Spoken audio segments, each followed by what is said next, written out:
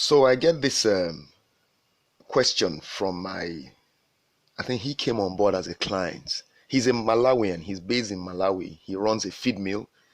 But he's been I mean, relatively quiet member of the group on WhatsApp.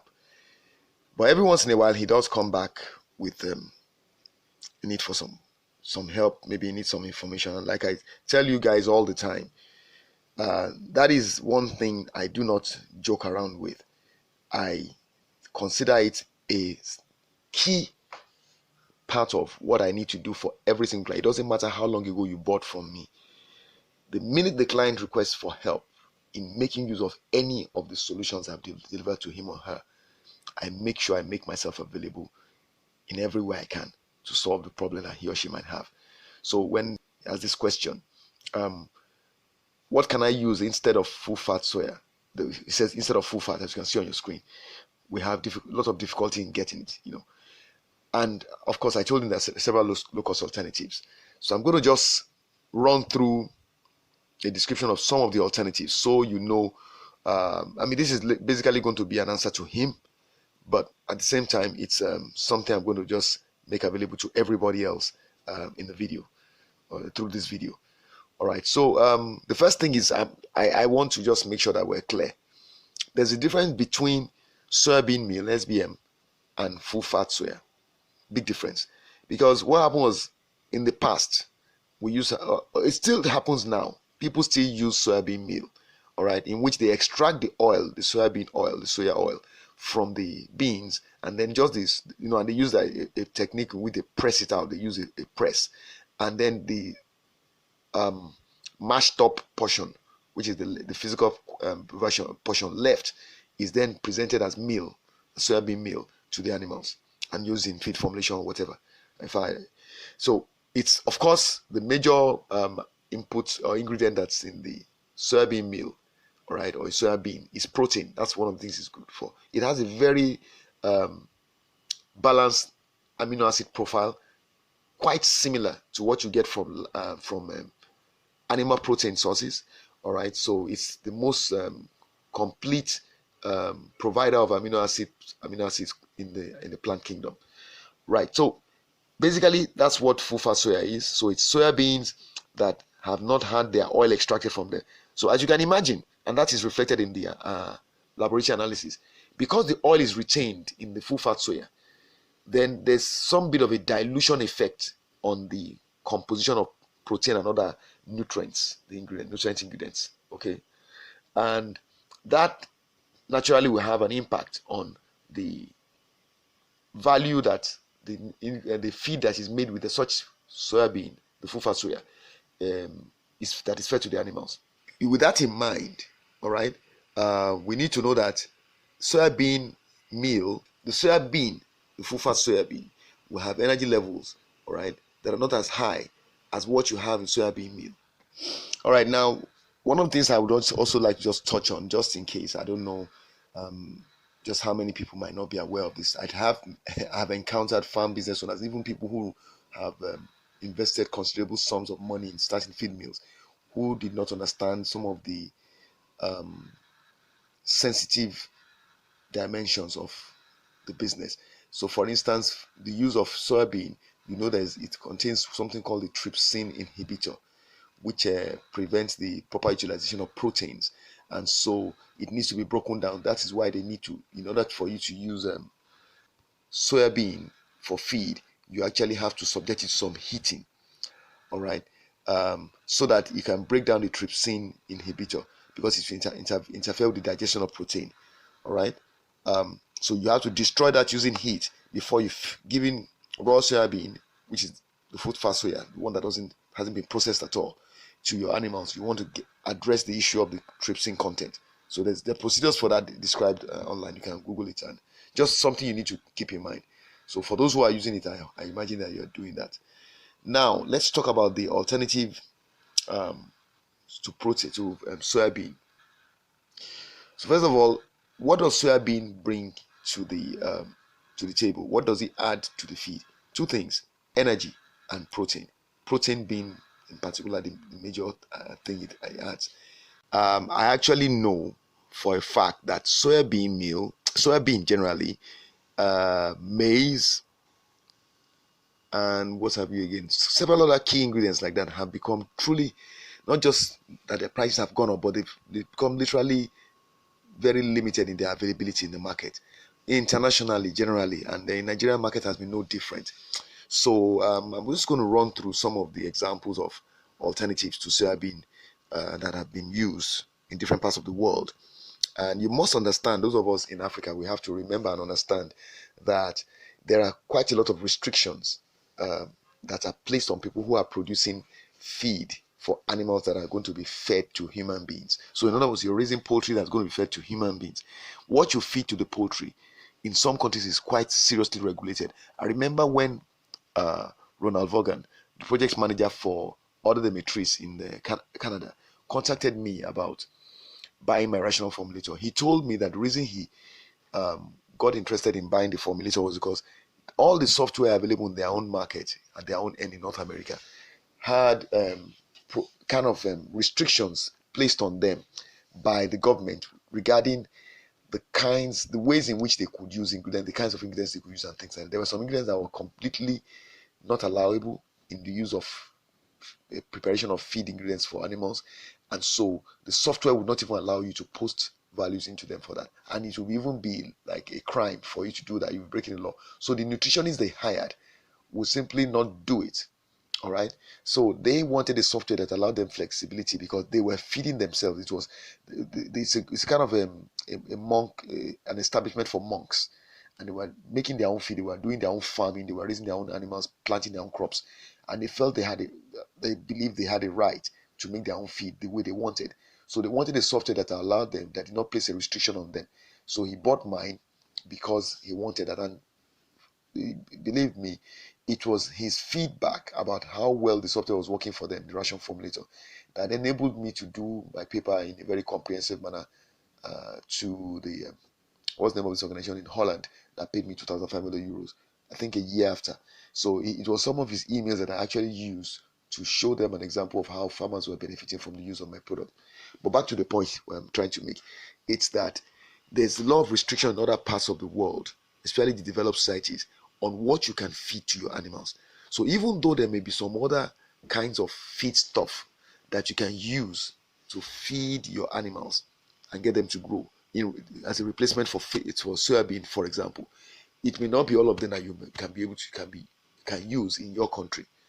And I have several. I have some of you in Haiti. I have some of you in Philippines, UAE, Tanzania, Malawi. So it depends on where you are.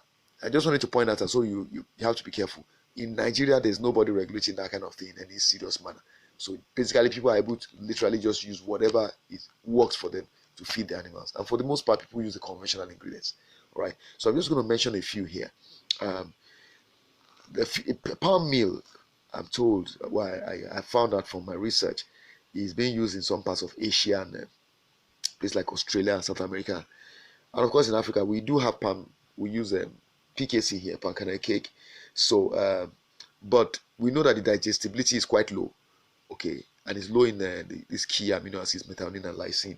So, it's not something you want to use in large, big quantities, and it doesn't really have such a significant energy contribution either.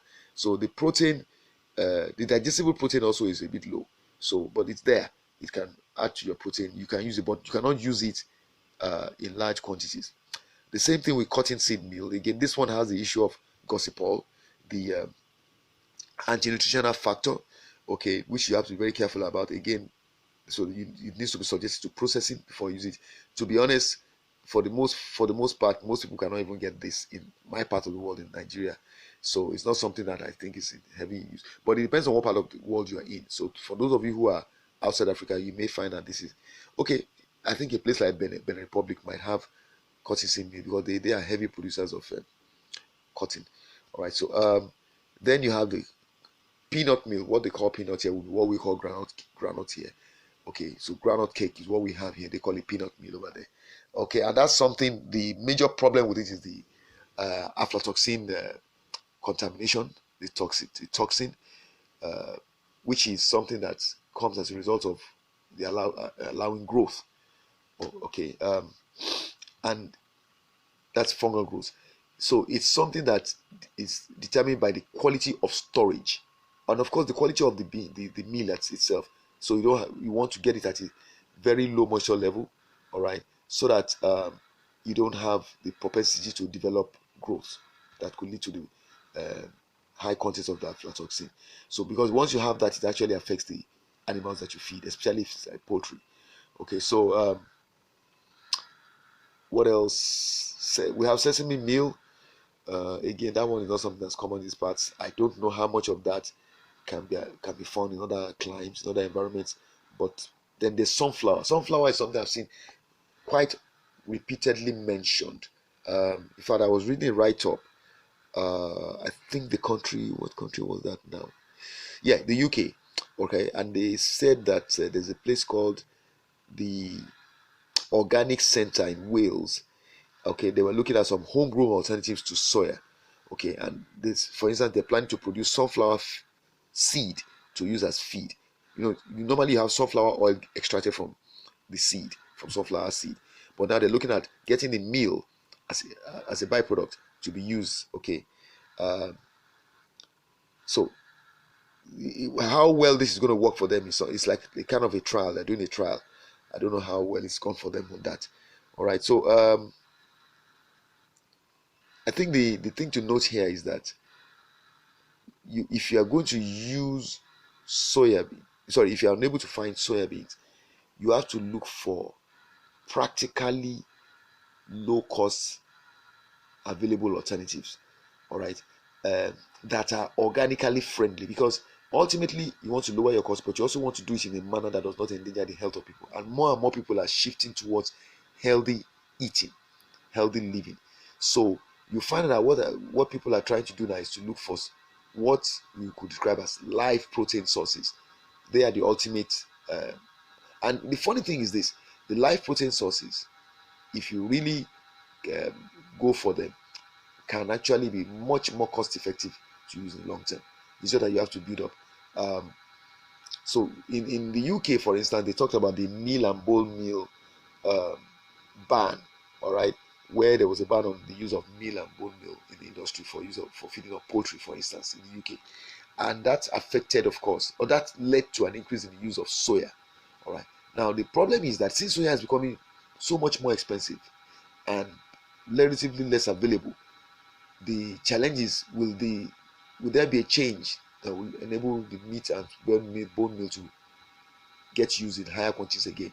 That's debatable. It's all a function of government policies and all that in those economies. But out here, uh, in a place like Africa, Nigeria, we still have the opportunity to use some of those things. It's just that it's not in a conventional manner. I'll give you an example. People who feed catfish, they use chicken intestines. Now, that coming from chicken, you imagine that the protein content is high. So they boil the chicken intestine, they heat it up, and then it breaks up, and then they kind of just feed it to the adult catfish. It's mainly fed to adult catfish. It tends to be a bit messy, but you can imagine if you were to be done in a very neat manner, where it's dried up and then crushed and then used as a kind of a meal to mix the feed. It can become something that can be used for other kinds of animals too. Okay, so those are things that can be explored. I keep telling farmers that they have to have their own R&D section on their farms where they do a lot of research and development. It's one thing to go with what the textbook says.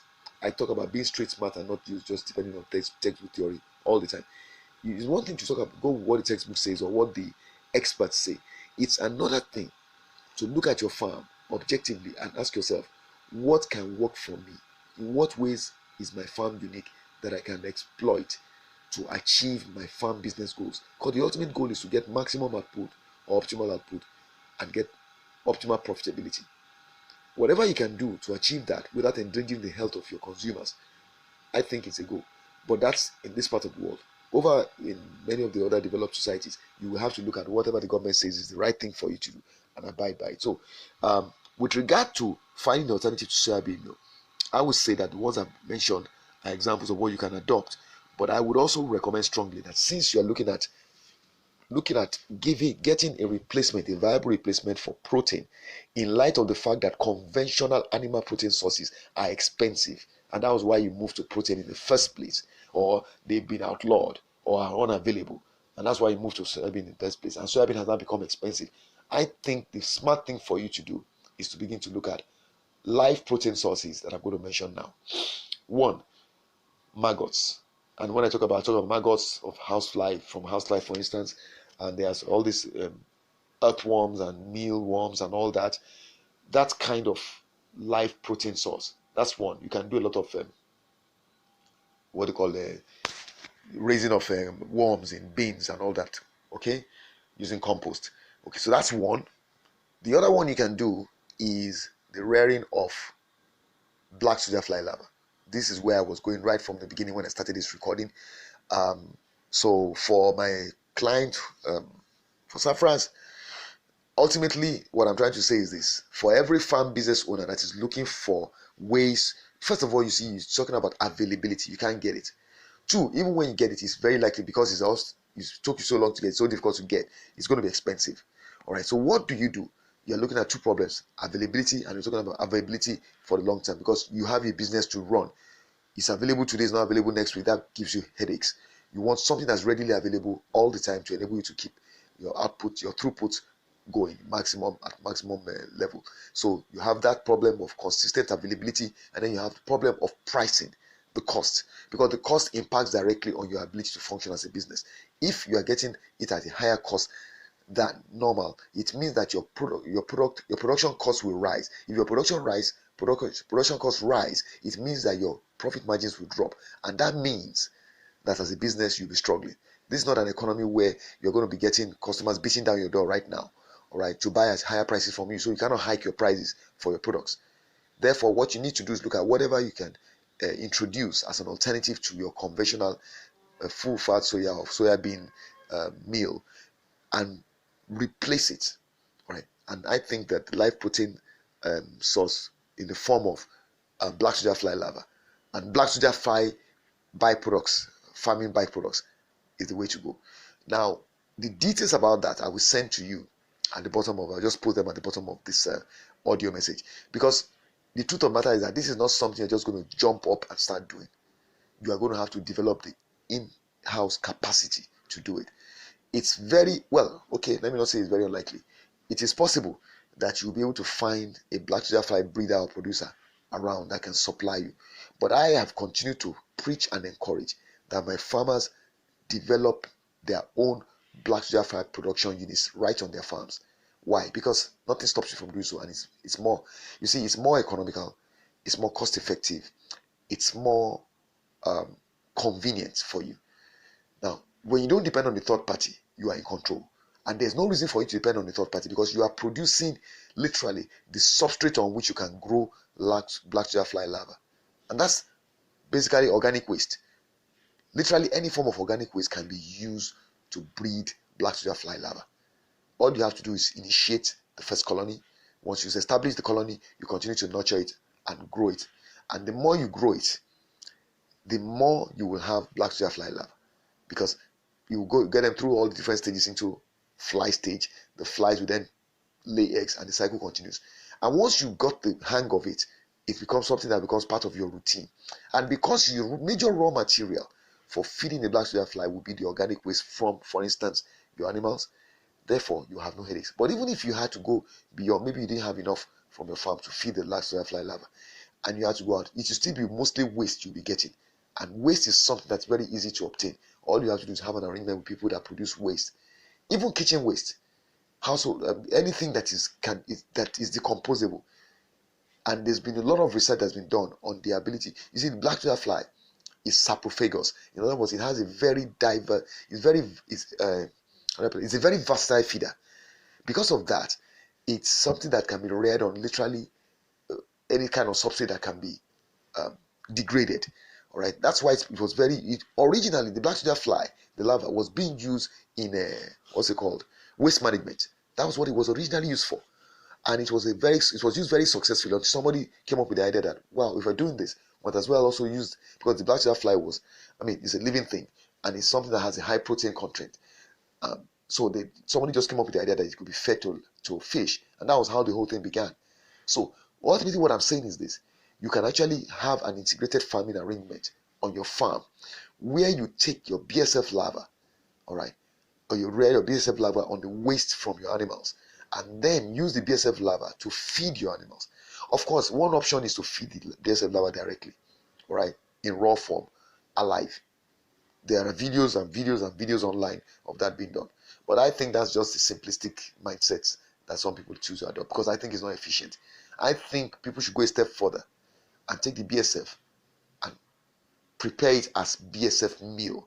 That way you can actually measure. That's where you can actually decide what is the protein content of my own BSF. Because the BSF protein content, the larva's protein content, is a function of the kind of thing you feed it on. I'm giving you some of this information. These are stuff. I have volumes of stuff in my Black Soya Fly network library that I give access to people that will join the library. And that's where I'm going with this. Because ultimately what you need, first of all, you need to educate yourself. And then use the information and education you get to take an intelligent decision about how you're going to get into the business of Black Soya Fly breeding and use as feed ingredient. So the body of the BSF larva, okay, generally in terms of the protein content it ends up with, whatever stage it's at, including pre-pupa stage, is a function of the kind of substrate you give to it. So if the substrate is highly rich in protein, then you're going to have it much richer. So the range, well, up to about 48% of protein is what I've seen in the documentation, 40%, 38% thereabout, and that's quite good, because fish meal has run about that, up to 48%. So what are we talking about? You have an effective alternative to it that can literally be less than half the price of your conventional protein source, fish meal, soybean meal, whichever one, So I think that is the most intelligent direction that any farm business owner should head in this economy that's been battered and bruised by the coronavirus pandemic. I think it's smarter for every farm business owner to really explore the opportunity of setting up a BSF farm, production farm, right on their own farm. So say BSF production unit. And before you know what's happening, you probably might making extra money selling Black Soya Fly larva and Black Soya Fly farming byproducts to other farmers, in addition to using the BSF you produce to feed your own animals. Right now, if there's any of you that's interested in this, well, that's my goal here, and I'm not going to be how do I put it, shy about it. This is something that needs to happen. Farmers need to wake up and understand that they have to get into the driving seat of their own feed production.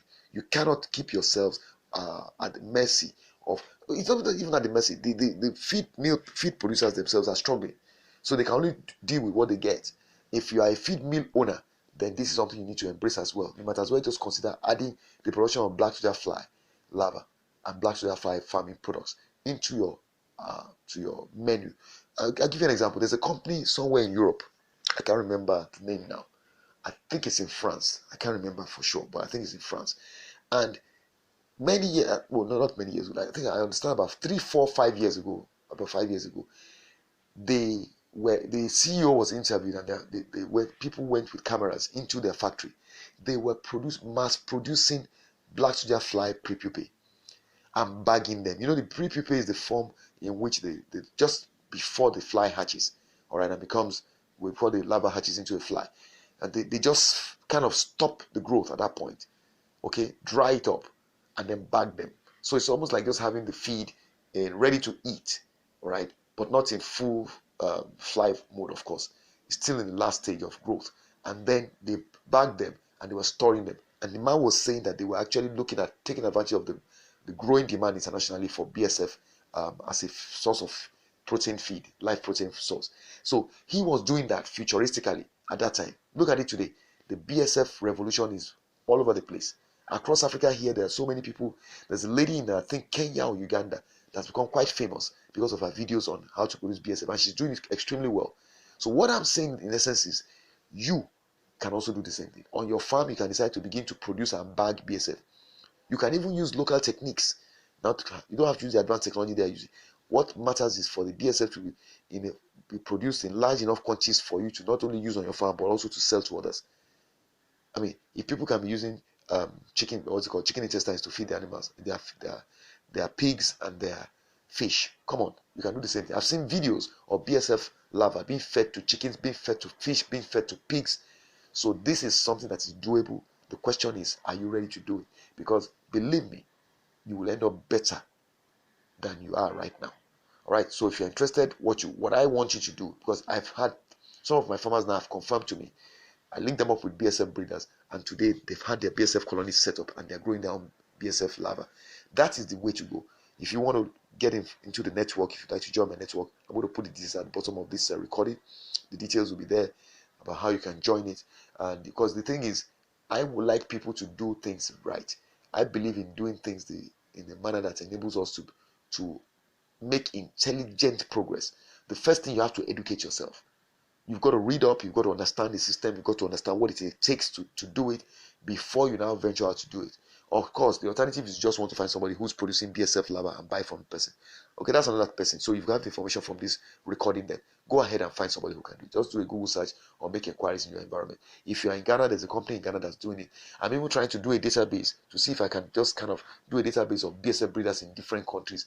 In Nigeria, I already have a database. The thing is, I'm having to kind of screen them and be sure about each and every one of them. Right now, I can only vouch for 3, and of those 3, 2 of them have already done business with my own clients, so I know for sure that they deliver.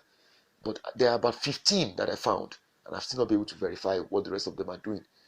So I want to have a database built up so that I can just let people know, okay, these are the places you can go to get this in different countries, including my own country.